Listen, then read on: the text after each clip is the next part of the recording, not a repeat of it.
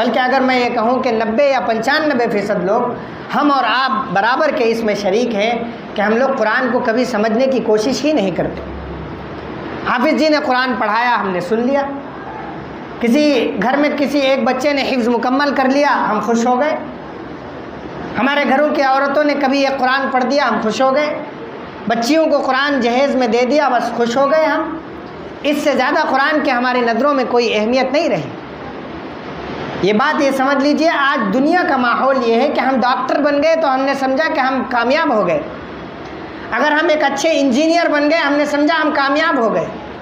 ایک اچھے کاروباری بن گئے تو ہم نے سمجھا کہ ہم کامیاب ہو گئے، ایک اچھے صنعت کار، ایک اچھے ہنر باز بن گئے تو ہم نے سمجھا کہ ہم کامیاب ہو گئے۔ لیکن ہمیں ذرا برابر بھی افسوس نہیں ہوتا، احساس نہیں ہوتا کہ ہم نے کبھی اللہ کے کلام کو سمجھنے کی کوشش ہی نہیں کی، اور ہم اس پر نادم بھی نہیں ہیں۔